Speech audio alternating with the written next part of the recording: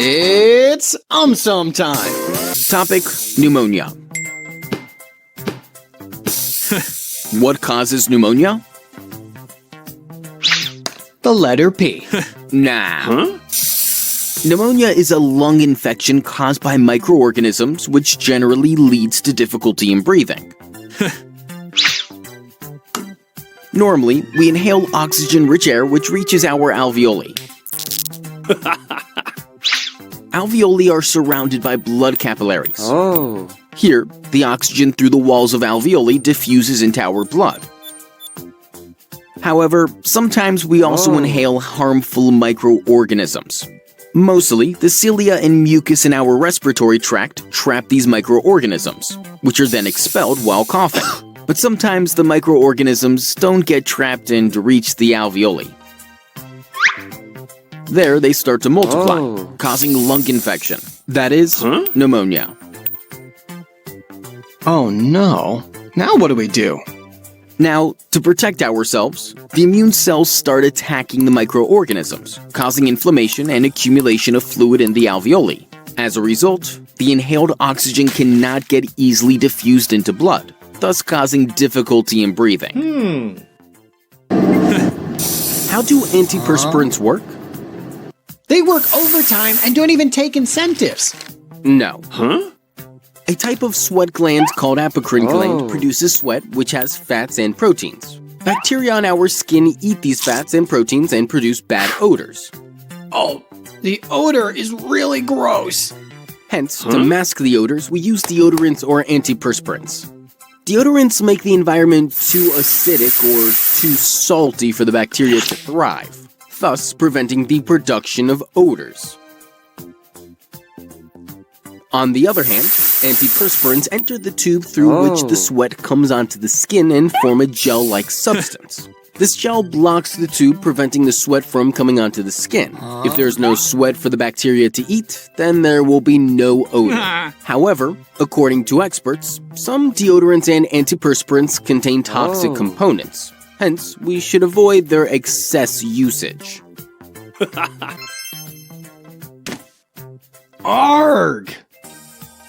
Now, just wait and watch. I'm coming.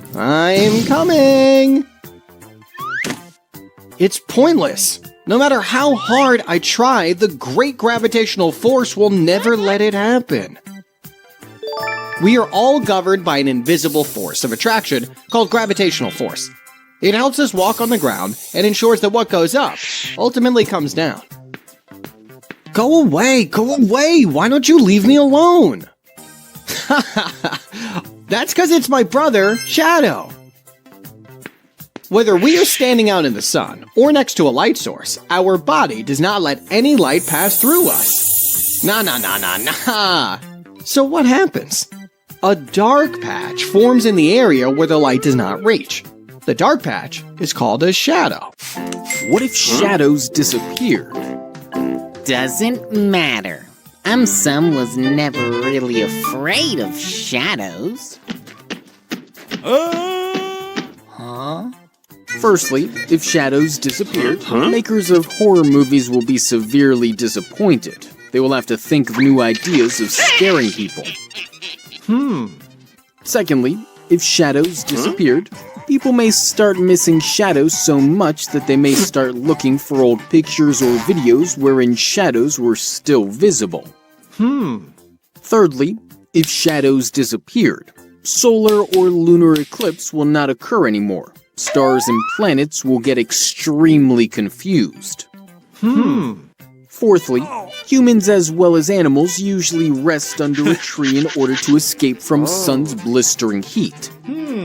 If shadows disappeared, it will not be easy to avoid sun's heat anymore.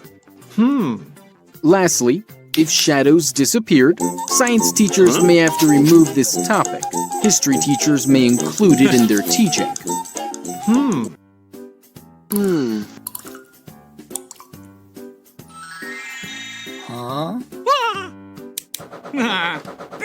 Topic: nuclear fusion. Why is nuclear fusion not used to generate electricity? You really want to know the answer to this, right? But wait. Before answering the question, let us understand what is meant by nuclear fusion. When two lighter nuclei combine to form a heavy nucleus, a large amount of energy is released. This process is called nuclear fusion. Where does this nuclear fusion take place? You think that it takes place in a laboratory? No. You are absolutely wrong. Nuclear fusion takes place in the sun. The nuclei of two hydrogen atoms join together to form a heavy nucleus of helium with the release of a large amount of energy. How do you think this energy reaches us?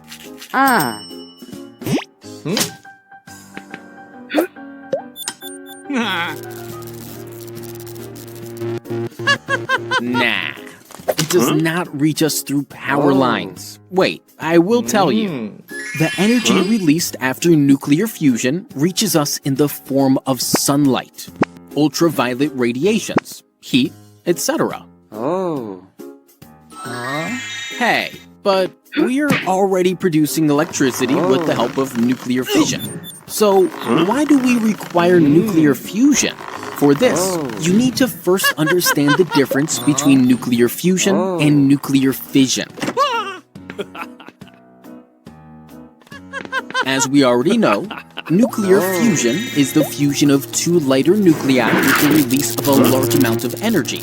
The exact opposite process happens in nuclear fission. Here, a heavier nucleus splits into two lighter nuclei, releasing a large amount of energy. This process of fission is used in nuclear power plants, where a heavy nucleus of uranium is split into lighter nuclei. The energy that is released in this is used to generate electricity. However, there is a major disadvantage of nuclear fission. Wondering what it is?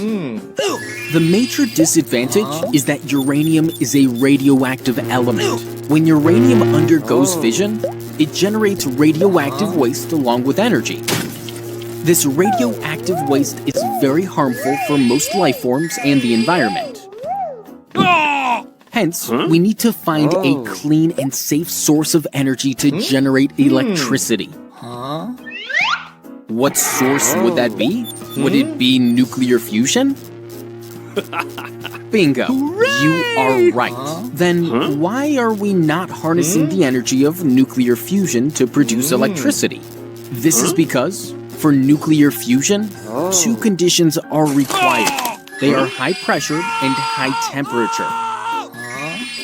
Only when these conditions are met can the two nuclei travel at very high speeds, resulting in collision. On Earth, it is extremely difficult to create such high pressure and temperature. Even if we are somehow able to create these conditions, the question is, how will we control them? As there are many questions unanswered and unsolved, we have not yet succeeded in using nuclear fusion in the production of electricity. What is a cataract? It may be a cat's nickname. No. Hey! A cataract is an eye disease. How does it form? Wait, I'll explain. Each of our eyes consists of a transparent lens. Is it similar to my camera lens? Absolutely. Our eye lens is made up of water and protein. They are arranged in such a way that keeps the lens clear and lets light pass through it. Hence, a sharp image is formed on the retina. However, as we age, the protein begins to clump together, making the lens cloudy. This clouding of our eye's natural lens is called a cataract. In such situations, when light from an object enters our eye, the clumped protein blocks or scatters the light. As a result, a blurred image is formed on the retina, thus making it hard to see. How are smartphones changing us? Ha! No one can change the one and only some. Yeah, you show off. Bending and staring down at our phones for several hours increases the stress on our neck and spine, leading to neck and back pain. Experts refer to this condition as text neck, and it can eventually lead to serious consequences. Also, at night, when we stare at our smartphones, the light emitted from their screens makes our brain think it is still daytime. So, our brain does not produce the sleep hormone melatonin, causing us to stay awake for long hours and thus disturbing our circadian rhythm, which regulates our everyday bodily functions. This can lead to obesity, diabetes, cancer, etc. An interesting fact is that smartphone addiction has given rise to a new phobia called nomophobia, short for no mobile phone phobia. It is basically the fear or anxiety of being without our phone.